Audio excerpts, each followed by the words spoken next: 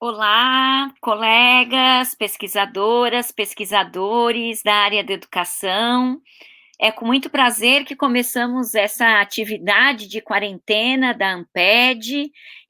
Nossa intenção é criarmos mais um espaço de interlocução, de partilha, de colaboração, nesse momento em que, assim como todas as pessoas, necessitamos tanto de espaços que nos ajudem a retomar a normalidade das nossas vidas em algum aspecto, né?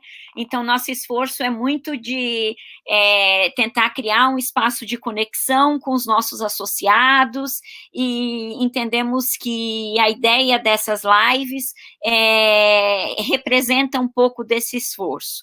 Nossa proposta é construir um encontro semanal da Amped, então reservem esse horário nas suas agendas. Todas as quartas-feiras, às 16 horas, estaremos construindo um espaço aqui de diálogo, nesse primeiro momento, sobre temas com muita importância na área da educação, nesse momento especial da quarentena, né? Então, nossa intenção é discutir como a pandemia, a quarentena tem afetado, entre outras áreas, diretamente a educação e todas as situações que nós estamos vivendo, e por isso temos muita animação de construir para todos os nossos associados e pessoas interessadas na área da educação, mais um espaço para a gente poder refletir sobre as temáticas que têm afligido todos nós nesses momentos tão fortes de incerteza, né? E nós não poderíamos começar essa proposta da live de outro modo, senão discutindo um assunto que veio à tona com toda a força e veio como uma saída, como uma solução para toda a área da educação, que foi tão fortemente atingida pela pandemia diante das políticas de isolamento social, né? Então, a gente começa discutindo a questão da educação à distância, especialmente nesta live, a gente vai querer discutir mais fortemente, desde aspectos mais conceituais até aspectos de como a universidade, os alunos, os professores estão sendo impactados sobre essas soluções educacionais pensadas para esse momento de pandemia, e nós temos a chance e a oportunidade de ter conosco hoje uma das pessoas que é histórica no nosso quadro da Amped, é sempre um prazer enorme poder contar com ela. Mas antes de iniciar e apresentar a nossa convidada, eu gostaria de apresentar também a equipe que está tornando essa live possível, né? Então, vocês estão vendo aqui na tela, junto comigo, o professor Tiago Batista, da Unirio, é professor da Unirio e também tradutor e intérprete de Libras. Tiago, muito obrigada pela sua disponibilidade de estar conosco e de fazer esse trabalho.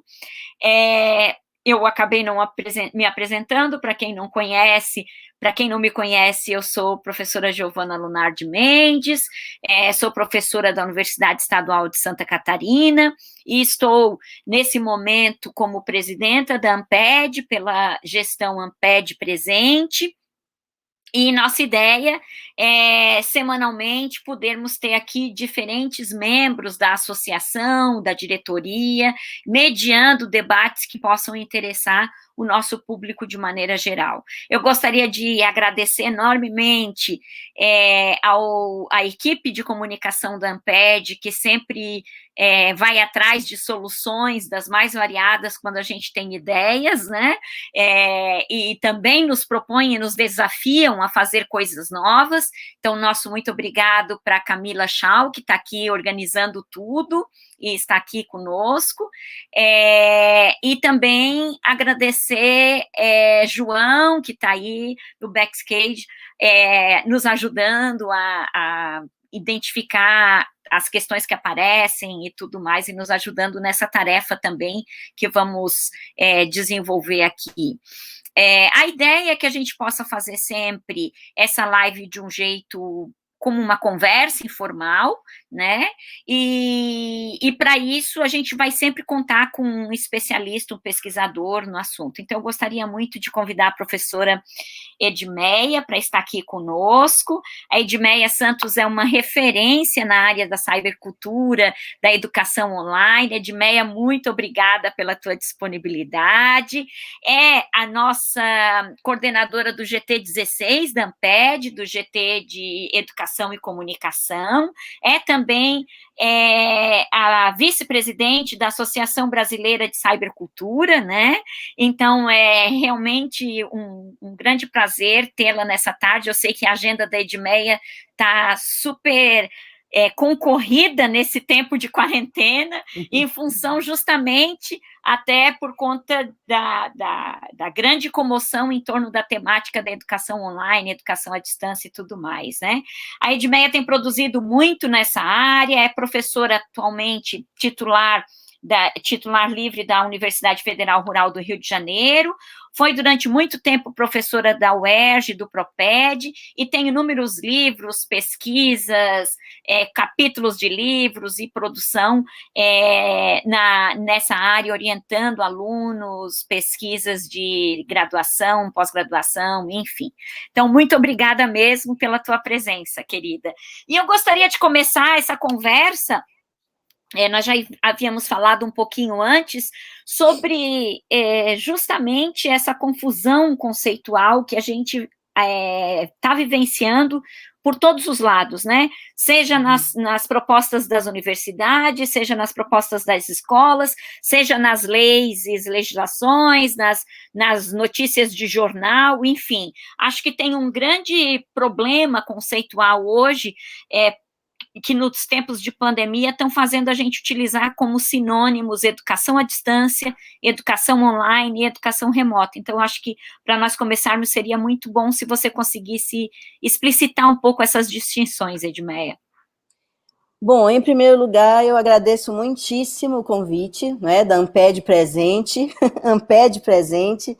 É uma alegria inaugurar com você, Giovana, essa sessão de encontros online para discutir temas do nosso tempo e da nossa educação. E a Amped é a nossa comunidade científica, não digo mais importante, porque o nível de importância depende das redes de significação, né?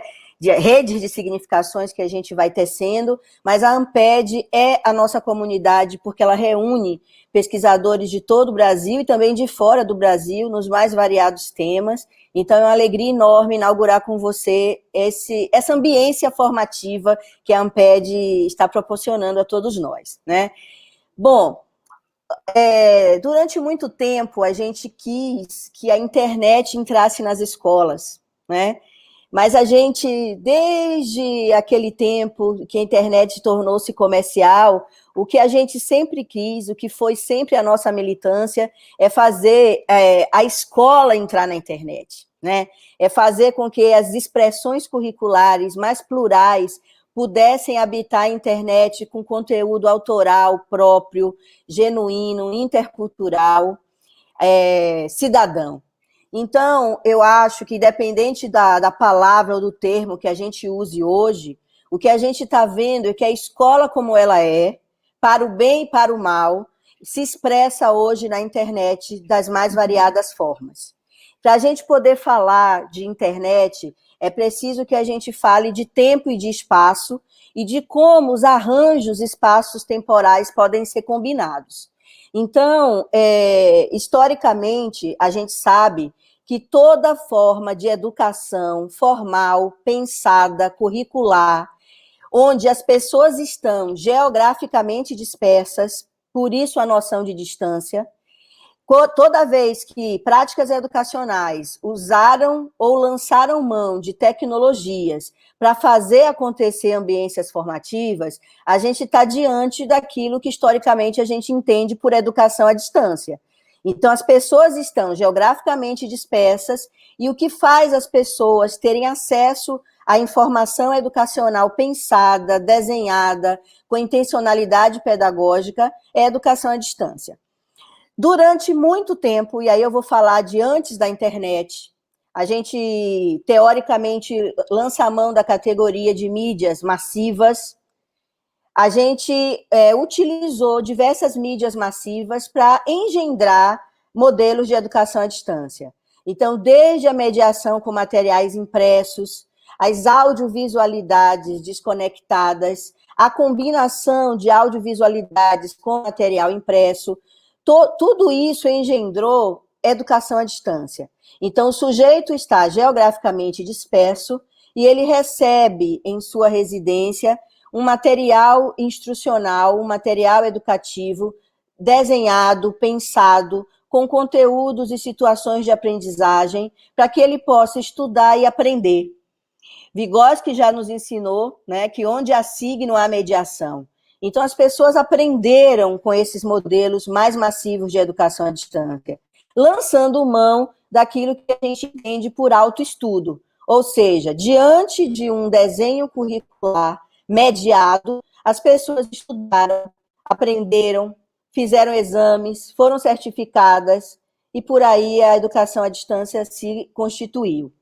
Uma vez que a gente tem uma mudança no paradigma comunicacional das mídias, e que a internet chega inaugurando aquilo que, teoricamente, a gente chama de pós-massivo, o que aconteceu com a internet?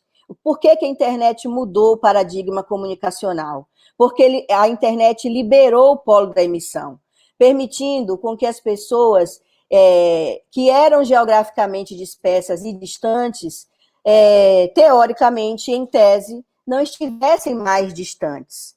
Ou seja, a liberação do polo da emissão permite com que a gente possa se encontrar, mesmo estando geograficamente dispersos.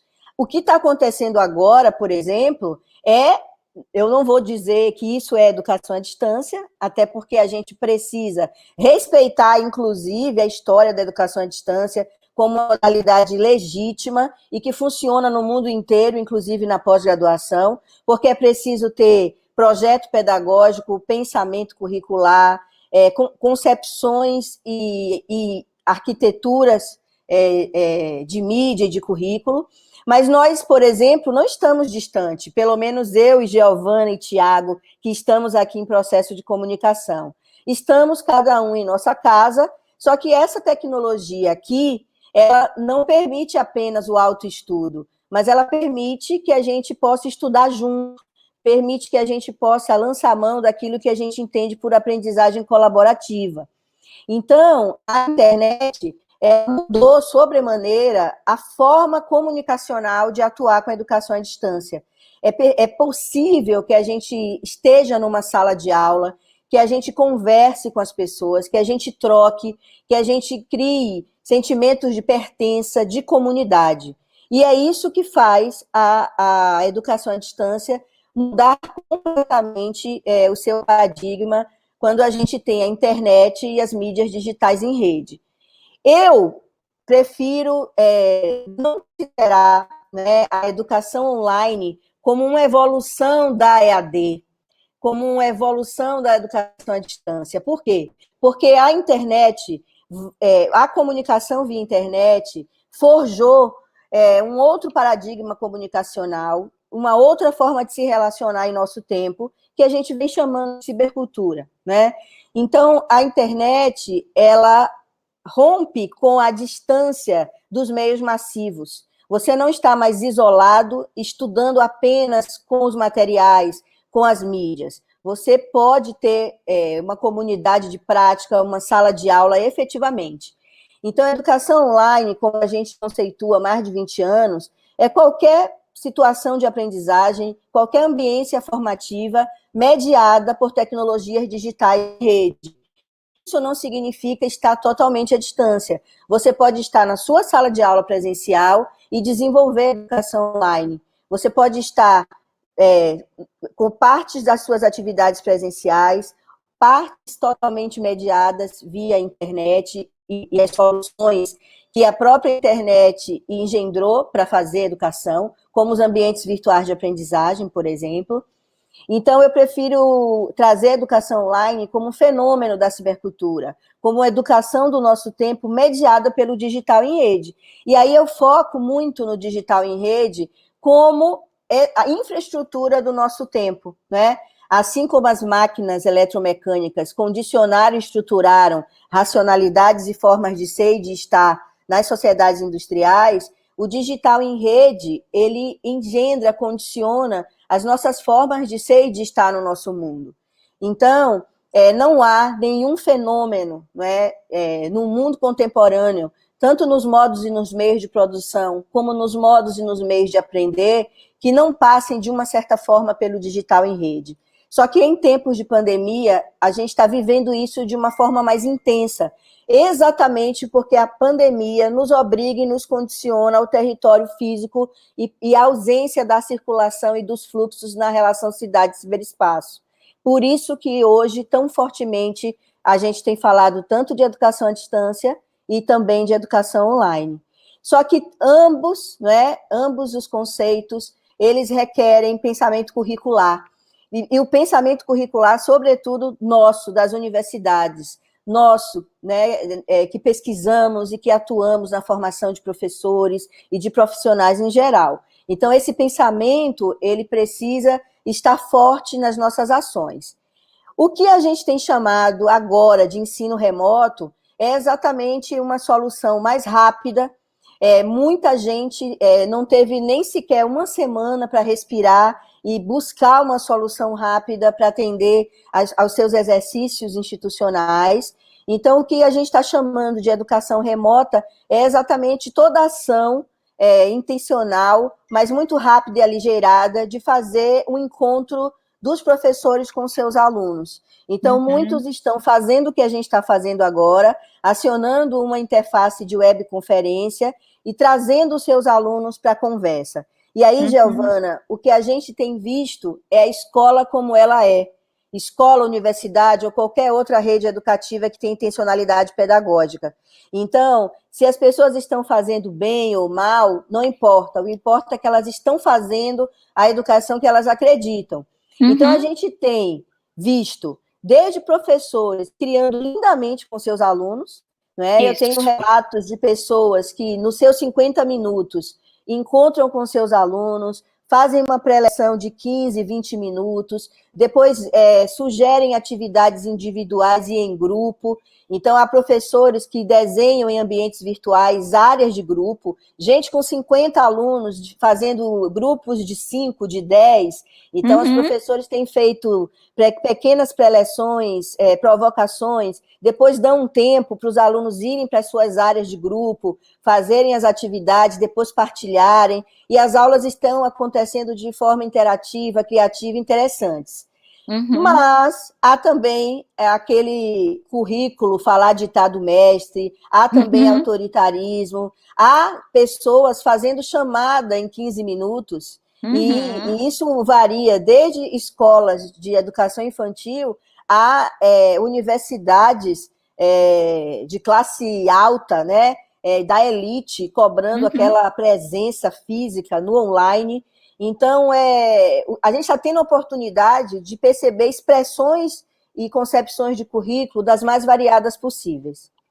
E há ainda aquelas pessoas que não querem assumir que fazem educação à distância, nem educação online, nem ensino remoto, e estão usando a expressão educação mediada por tecnologias, exatamente para garantir, de uma certa forma, a presença da escola. Até porque, em algumas situações, a escola é uma organização comercial e os pais que estão pagando, eles querem continuar pagando, mas eles querem a prestação do serviço, que para nós da Amped é um direito, né? Lógico, com certeza.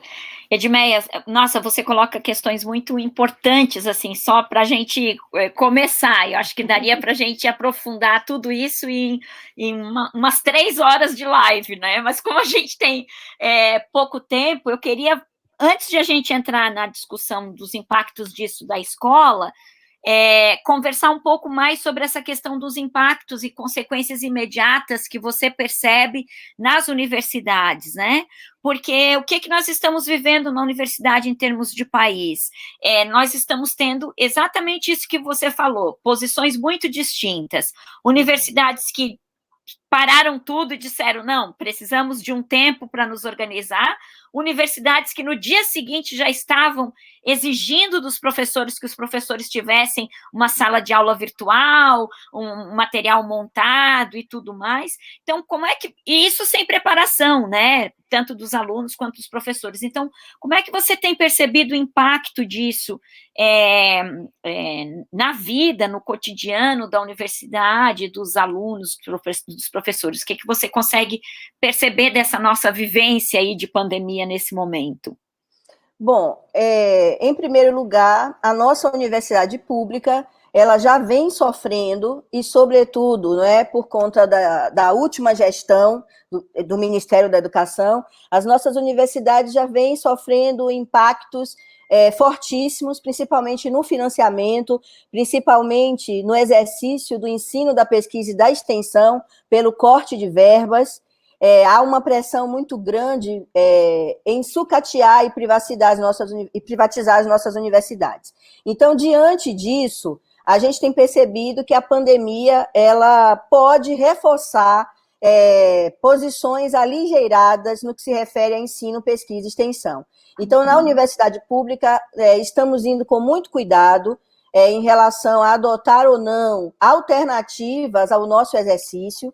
E aí eu, como uma pesquisadora da cibercultura, milito, eu e toda a comunidade, né, principalmente os colegas que estão comigo no GT16, há anos, há mais de 20 anos, militamos pela institucionalização da educação à distância nas universidades, porque a gente entende que é uma modalidade legítima e a gente defende a educação online, porque a gente não defende distância de forma alguma, mas a gente entende que é preciso combinar possibilidades de ambiências formativas com o presencial, e durante muito tempo deixamos de falar sobre isso, ou quando falamos foi exatamente para garantir o exercício e a rubrica daquilo que a gente entende por universidade aberta, porque as nossas universidades elas fizeram a interiorização da educação pública via educação à distância, e a gente tem casos muito positivos desse exercício, mas, por outro lado, isso ficou isolado nos setores de educação à distância e isolados nas equipes que se engajaram com a universidade aberta. Perdemos a oportunidade de ampliar e de, inclusive, Giovana, fazer o exercício legítimo e legal dos 20%, de ter 20% de todos os currículos, de todos os cursos reconhecidos pelo MEC à distância.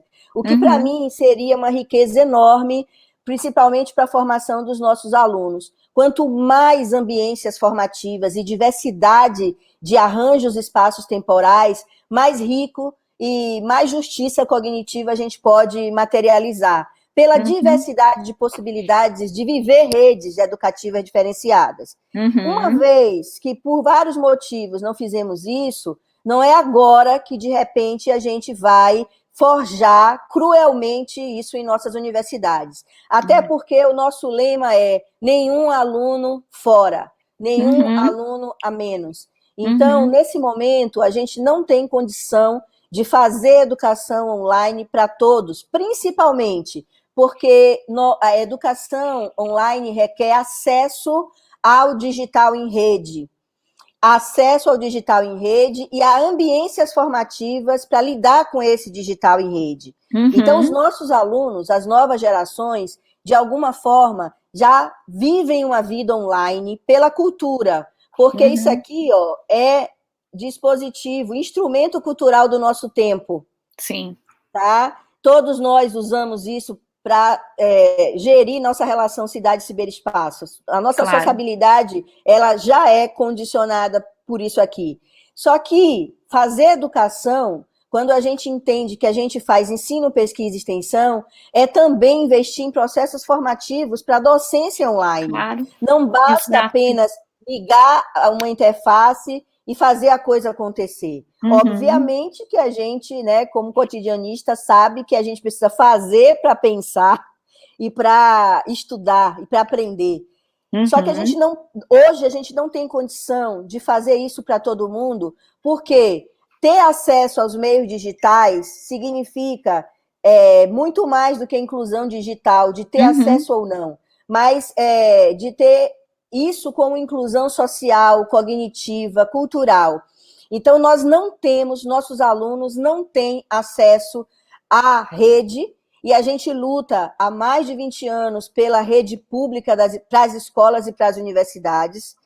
Quem sabe esse momento não é um momento também fecundo para a gente reativar nosso ativismo e exigir dos governos e das políticas públicas o acesso, porque com vontade política hoje é possível abrir a internet para todos e todas e todos. Exatamente. Então, é preciso, a gente tem se posicionado assim no GT16, que toda a comunidade acadêmica possa, juntamente com o poder público, fazer, e também, né, a rede público-privada, de fazer a internet ser aberta. Então, a gente precisa abrir a rede e a gente precisa fazer chegar nas casas dos nossos alunos os equipamentos. Exato. Com essa garantia de infraestrutura, nós da universidade saberemos fazer. Saberemos fazer, inclusive errando, né? Testando, experimentando. Então, assim como o Amped se mobilizou para criar essa ambiência formativa, eu tenho certeza que nós da universidade também nos mobilizaremos, porque vamos aprender juntos, de par em par, né? Então, o primeiro passo é a garantia desse acesso e aproveitar esse primeiro momento para criar em nossas universidades o debate, a ambiência formativa, o aprender juntos, né? Criar situações onde a gente possa realmente desenhar esses currículos online.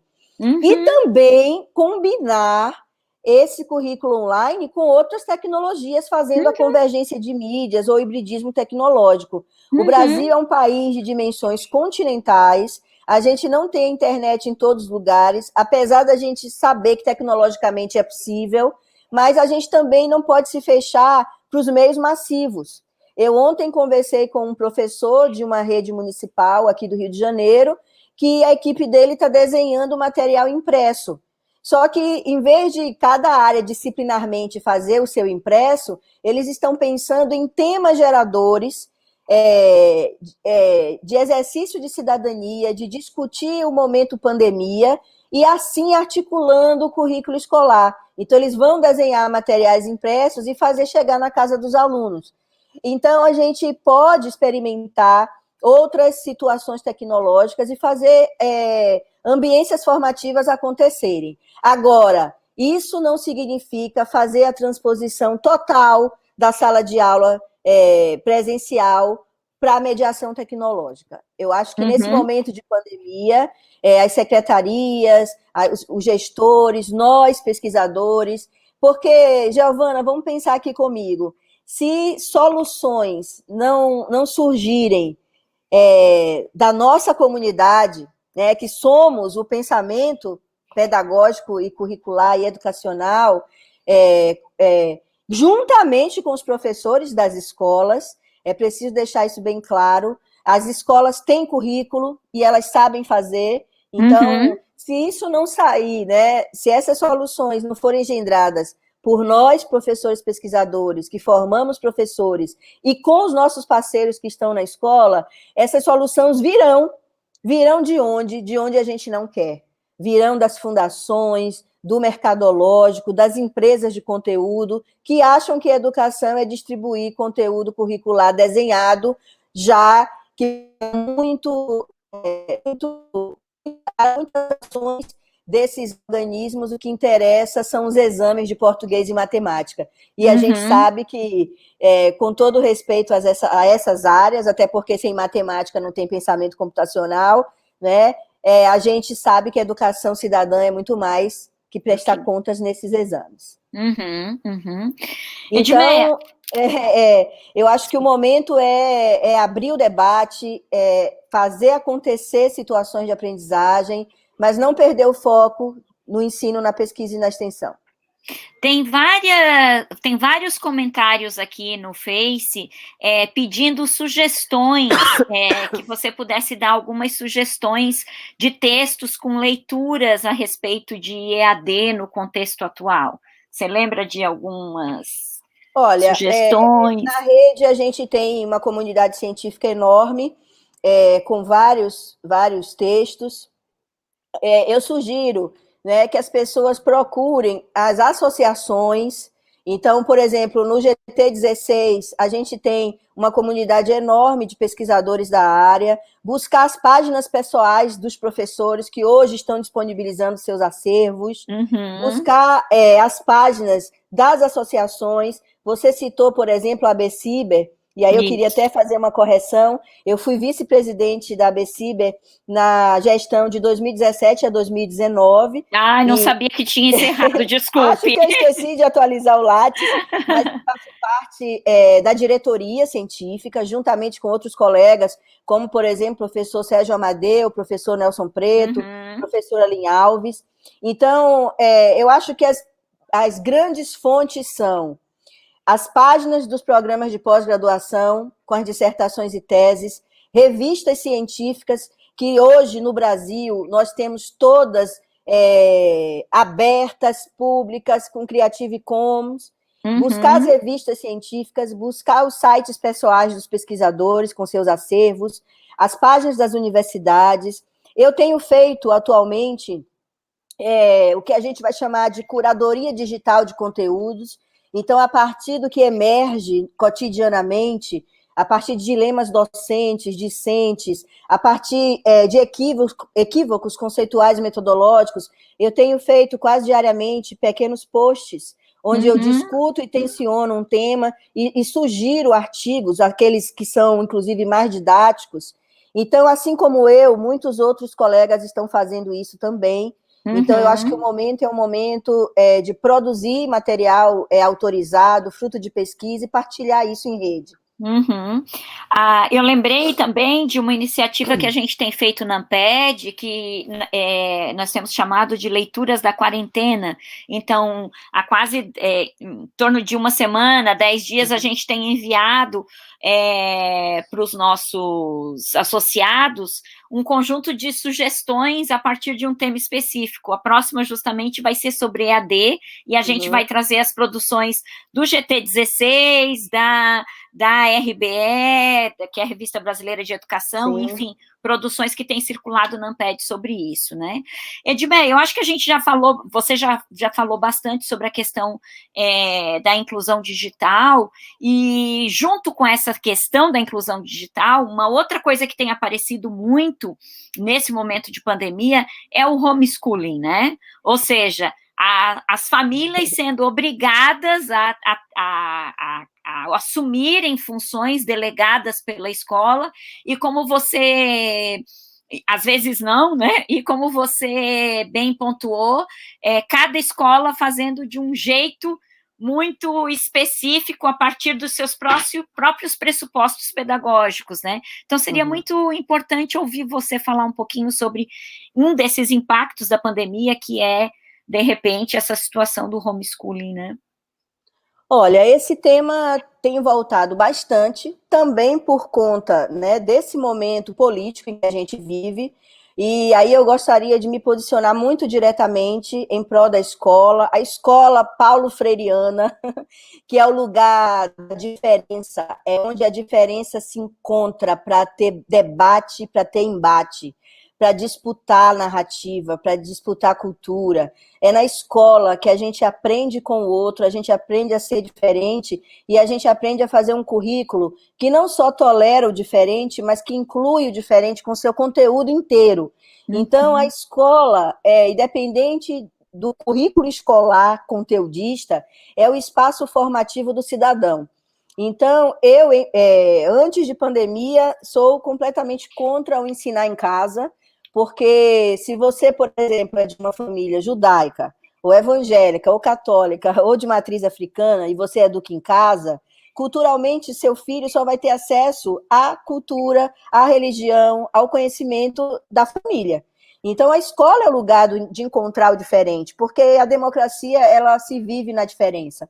Então, em tempos de pandemia, que a gente não pode ir para a escola, algumas escolas estão trazendo seus currículos para a tela do computador, né? Uhum. E isso tem impactado diretamente, porque nós estamos aprendendo a lidar, inclusive, com os espaços físicos e os equipamentos da nossa própria casa, né? Uhum. Eu, por exemplo, consegui me situar num desktop só agora na terceira semana, porque eu sempre trabalho em mobilidade, né?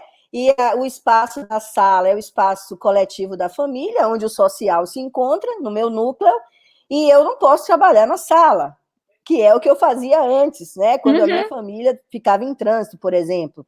Uhum. Então, é muito pouco tempo para a gente se organizar, para a gente, inclusive, fazer o home office, cada adulto fazer seu home office, e ainda dar conta da meninada. Então, os desafios são enormes e há um exagero de algumas escolas em relação a esse conteúdo. Há uma ansiedade de ensinar conteúdo escolar em vez de discutir cidadania e pensar com as crianças o que é essa pandemia e como essa pandemia vai mudar nossas vidas, já está mudando as nossas vidas para sempre. Quando você começou, Giovana, falando, vamos tentar fazer alguma normalidade, não há normalidade. Nós estamos num nível de estresse alto, preocupados com os adultos, com os idosos, preocupados com a vida institucional da nossa universidade Uhum. pública, laica, gratuita, e também da escola básica. Então, o que acontece nesse momento é um esforço de tentar fazer as crianças terem alguma rotina. Então, algumas escolas ainda não tomaram nenhuma atitude via secretarias em relação ao que fazer com as crianças, e as famílias estão tentando sobreviver, inclusive tentando não contrair o Covid-19. Então, Uhum. na minha opinião, esse é um momento muito mais tenso, mais amplo, para pensar junto com as crianças e pensar na nossa situação. Uhum. Então, geralmente, a mídia e até nós falamos para uma classe média, né? Para uma Uhum. classe que tem uma casa, um conforto, um salário que entra na conta de uma forma ou de outra, da possibilidade da comida chegar via e-commerce. Só que a gente tem que pensar que esse país é um país de pessoas que estão tentando comer, né? Que estão tentando ter acesso àqueles R$ 600, que podiam ser 200, se gente como a gente não tivesse lutando para que fosse 600 e que para as mães pudessem receber 1.200. Então, eu acho que tudo que vem como possibilidade de fazer, pensar situações formativas é muito bem-vindo. O Antônio Nova fez uma fala, ao meu ver, muito interessante, né, convidando os professores a não abandonarem seus alunos. Ok, tudo bem, mas vamos pensar que a nossa realidade, a nossa infraestrutura é bem diferenciada nesse país. E a gente precisa dar conta agora da vida. Só que a vida, como nós nascemos condenados a aprender, a vida requer também situações formais de aprendizagem. Então, vamos pensar que vamos nos apoiar, adultos apoiando as crianças tentando, né, viver num mundo sem escola, fisicamente. Agora, homeschooling pode ser interessante nesse momento de pandemia, mas muito mais para ativar a conversa e a formação cidadã, e muito menos para ficar ansioso querendo aprender conteúdo de disciplina A ou B ou C. O Uhum. mundo hoje nos convoca para muito mais que conteúdo escolar. Uhum. Uhum. Muito obrigada, Edmeia. Suas reflexões são muito importantes nesse momento. Realmente, o momento é muito tenso. É incrível como a gente pode ter experiências que deixam a situação ainda pior, né? Sim. Especialmente, ontem ainda conversava com uma orientanda que me falava das pressões da escola em que ela atua como professora para a preparação do material e um conjunto de coisas, ou seja, a escola nunca antes tinha trabalhado desse modo e as exigências vieram de um dia para a noite. Então, eu acho que a gente tem aí também um outro aspecto que é as próprias pressões na saúde mental do professor, né? Sim. E de como isso veio como mais um elemento de aguçamento dessa crise, E aí, Giovana, aqui para nós e para todo mundo que está nos ouvindo, para nós professores nunca foi fácil, né, gente? Para nós, Exatamente. professores, nunca foi fácil, porque para o bem e para o mal, nos responsabilizam sobre tudo, né? Nos Uhum, responsabilizam de tudo. E uhum, aí, além da questão do emocional, da saúde mental, um dos posts que eu fiz na minha curadoria foi exatamente a partir de um dilema docente, né? Uma colega nossa, muito adoecida, em sofrimento, fez um post da pressão de ter que gravar várias aulas, né, como se a educação fosse exatamente conteúdo, e a gente sabe que a própria internet é um grande repositório de conteúdos. A gente tem conteúdo de tudo que a gente quiser imaginar, inclusive em língua portuguesa. Então, em vez de ficar preocupados em produzir esse conteúdo, vamos fazer uma curadoria do que já existe e pensar atividades com esses conteúdos que já existem. Há uhum. vídeos gravados de todas as disciplinas. Por que não utilizar o que já existe e criar uma inteligência com as atividades, né? Então, Exatamente. há possibilidades incríveis. E acho, Giovana, que após esse momento tenso que está nos adoecendo, todos nós vamos ganhar muito, porque Uhum, muitos professores que nunca produziram conteúdo autoral, porque uhum. muitas vezes os professores executam desenhos didáticos de editoras de livros ou por consultorias ou sistemas de ensino, certo? Nós já somos vítimas do sistema de ensino há muito tempo. Há currículos completamente desenhados, aquilo que o William Sim. Painat chama de currículo do escritório, e muitas Uhum, vezes professores já são tutores, porque uhum. simplesmente fazem a mediação de conteúdos e artefatos curriculares que já vêm prontos, isso tanto na rede privada quanto na rede pública. Então, uma vez que os professores agora também protagonizam aulas, artefatos curriculares, na escola e na universidade, Uhum, porque quantos professores também não adotam certos conteúdos e a autoria se resume à mediação dos livros adotados. E uhum, agora temos que produzir aulas online, produzir conteúdos roteirizados. Então, eu penso que também é uma oportunidade de autoria muito grande que está acontecendo. uhum, Agora, é preciso também pensar que uma cultura de autoria também vem se forjando. E aí eu gosto muito de trabalhar também com a noção de inclusão cibercultural. O que é isso? Muitos de nós, professores doutores, temos internet, computadores de última geração, mas não exercitamos a autoria na cultura contemporânea, de forma uhum. autoral, cidadã, ativista ou militante. Então, o momento também é de mobilizar esses saberes em rede, aprender com quem já faz, aprender fazendo, errando, é, quando você falou que eu estava muito demandada, estou mesmo. E Uhum. tenho o maior prazer de responder, de gravar áudio para os meus colegas, dando dicas, e também aprendendo muito com tudo que vem circulando. Então, eu Claro. acho que também é um momento muito oportuno para a gente fazer aquilo que a gente já poderia ter feito antes, não Uhum. é? As nossas universidades públicas, elas já dispõem de soluções tecnológicas como ambientes virtuais de aprendizagem. Uhum, Muitos de claro. nós já podíamos ter lançado mão dessas soluções tecnológicas até como uma expansão, uma potencialidade da sala de aula presencial. Vamos Uhum, fazer agora, né? uhum, A hora é do fazer agora. Agora, uhum. considerando que a gente vive uma pandemia e isso é muito grave para a nossa existência, né? Tem que ir com Claro. muita calma. Uhum.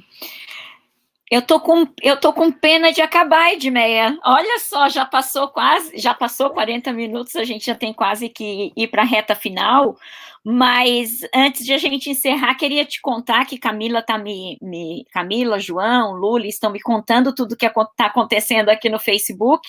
Tem muitos comentários de pessoas se apresentando e falando dos seus programas, do Nordeste, do Norte, do Centro-Oeste, do Sul, do Sudeste. Muito feliz de ver toda a nossa comunidade científica mobilizada aqui assistindo, alunos de pós-graduação, colegas, professores, muita gente do teu grupo de pesquisa, gente do GT16 em peso, participando e ouvindo, isso é muito bacana. As pessoas também, olha como se constrói redes, né? As pessoas estão trocando sugestões e referências nos comentários, estão dando indicações de leitura, indicações de livros, textos, e estamos... Basta disparar o dispositivo, Giovana. Isso né? É fantástico, né? Basta disparar o dispositivo que a ambiência formativa ela se auto-organiza. Uhum. E a gente está tendo quase 1000 acessos, então também mostra a potência, né, desse tipo de debate. Acho que isso é muito, muito legal. Edmeia, que mais que você quer fazer registro aí para nós diante desses impactos da pandemia para a educação à distância, para a universidade, para a pesquisa? Quer fazer algum registro mais específico? Eu acho que a hora é de ampliar nossos repertórios mesmo, aprender em rede, buscar. Eu lembro que a Camila, quando me acionou, né, ela falou, poxa, professora, que bom, eu gostei muito daquele filme Freenet, que eu recomendei em um dos meus textos de curadoria, e para mim aquele documentário que eu super recomendo, que todos e todas assistam, ele mostra como que o capitalismo cognitivo é perverso, tá? De onde vem a internet. Nós, no Brasil, temos a melhor, tá? Um dos melhores marcos civis da internet que a gente não consegue dar conta, implementar. A gente o tempo todo bombardeado e boicotado, então a gente precisa recuperar o direito humano de ter acesso aos meios de comunicação pós-massivos, a ambiências formativas públicas, então cada um aciona um dispositivo, a ambiência se reconfigura em rede. Então, desse documentário Freenet, é muito bom porque a gente entende a engrenagem e a perversidade que é o norte diante do sul, né, como uma categoria não física, mas simbólica e cognitiva, né? Mas também o que mais me chama a atenção no Freenet é o protagonismo das táticas e das astúcias desses homens e mulheres do dia a dia. Então, aquelas mulheres de Parisópolis, né, que apesar de tudo se organizaram para ter acesso à rede, né, dividindo o sinal, organizando ambiências formativas em suas casas com seus filhos, ao mesmo tempo usando essa rede para denunciar o que o Estado não faz, né? E nessa divisão estúpida e desigual do acesso, ao professor lá do Amazonas, que faz parceria com um pequeno empresário e leva a internet para a sua escola, e aquele ex-morador de rua de Detroit, né, que hoje tem uma ONG e que usa a internet para garantir que outras pessoas possam morar e conseguir um emprego. Então, é perceber que a rede, apesar da gente estar num momento ciber bem complicado, tá? Mais complexo ainda, porque o capitalismo cognitivo se tornou muito mais perverso. Sim. Então, hoje a gente vive um momento de cibercultura que elege presidentes como estes que a gente está vendo aí, né? A gente tem, hoje, a internet sendo habitada pelo fascismo, enquanto ela tem que ser habitada por nós, né? Claro. Ativistas, professores, classes trabalhadoras em geral. Então, a tecnologia em si, ela não é boa, não é má, muito menos neutra, mas tudo depende das formas com as quais a gente vai acionando e habitando.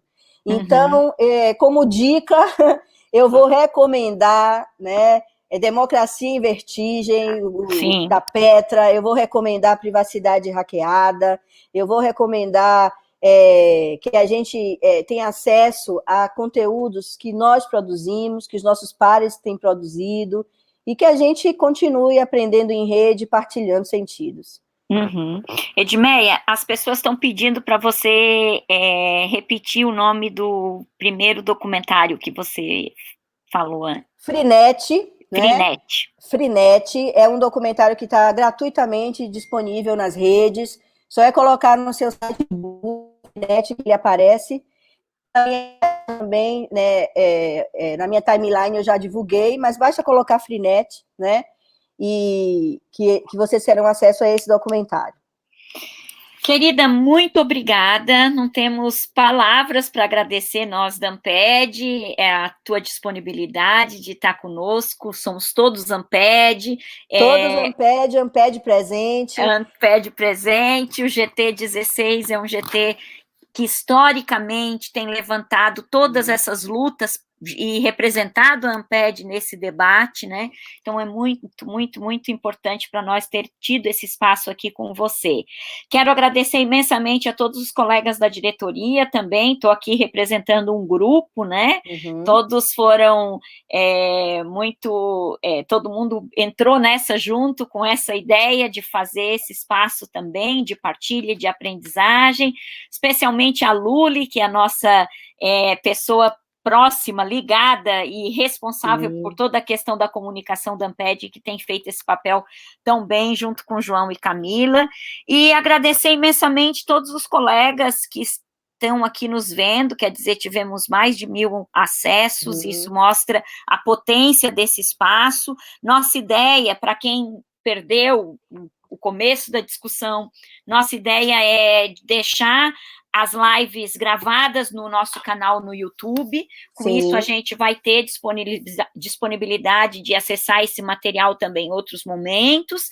E, como eu falei no começo, é uma iniciativa que iniciamos hoje, mas que vai ser semanal, nesse horário, diante de tantas outras lives, a gente está tentando manter o mesmo horário. Então, quartas-feiras, às 4 da tarde, por favor, coloquem nas suas agendas, sempre com uma temática diferente. A temática da próxima semana eu já posso adiantar, vai ser Covid-19, pessoas com deficiência, impactos na educação, na prevenção e na informação. A gente vai estar discutindo isso com os colegas do GT15 da Amped, então também acho que vai ser uma live bem importante, e assim, nas outras semanas, cada semana com uma temática importante diante aí desse momento tão inusitado, tão assustador e turbulento que nós estamos vivendo. A gente também queria convidar todo mundo, quem ainda tiver tempo, na sequência, às 18 horas, vai ter uma live comandada pela professora Eugênia Portela, no próprio, que é a coordenadora do nosso GT 22, da Amped, de Educação das Relações Étnico-Raciais, e a live vai ser um conjunto de entrevistas sobre a AD na educação básica, e vai ser no Facebook da professora Eugênia Portela. Maravilha. Eu quero aproveitar e me despedir, já dando uma dica didática. A propósito do síncrono, que estamos em tempo real, geograficamente dispersos, mas em tempo real, vamos aproveitar e forjar a didática do assíncrono. Ou seja, essa live que a Amped gravou, ela pode ser aquilo que a gente chama de objeto de aprendizagem. A gente pode colocar esse link em outros espaços-tempos, em outros ambientes online, e abrir outros debates, outras conversas. Então, aproveitar esses conteúdos, né, que a gente vai produzindo, muito cuidado para a gente também não ficar produzindo conteúdo repetitivo. Então, por exemplo, por que outra live para falar a mesma coisa que a gente falou agora, né? Então, a gente pega essa live e já gera uma conversa com outras linguagens, produzindo outros pensamentos, e é isso. Vamos juntos. Muito obrigada, acho que o seu comentário final é fantástico. Hoje mesmo nós recebemos um e-mail... Precisamos de energia, né? Hoje mesmo nós recebemos um e-mail de um colega nos dizendo isso, que eu indicar as lives como material para discussão de uma atividade que ele estava propondo, e eu acho que é isso que a gente tem que fazer, colocando no YouTube, fica à disposição de todo mundo, e vamos experienciando diferentes formas de compartilhamento, e é só assim que a gente vai conseguir crescer, né? Queria agradecer extremamente o Tiago também, pelo seu trabalho conosco hoje. Muito Muito obrigada, obrigada, Tiago. Tiago, super parceiro. E fiquei muito feliz porque vi vários comentários aqui de colegas surdos que também puderam acompanhar a live e dizendo o quanto estavam conseguindo compreender tudo a partir da boa tradução que o Tiago estava nos fazendo. Então, muito obrigada. Queridos, Maravilha. muito obrigado a todos vocês que nos ouviram. A gente espera vocês na próxima quarta-feira, nas lives de quarentena da Amped e Amped Presente. Muito Ampede obrigada. presente.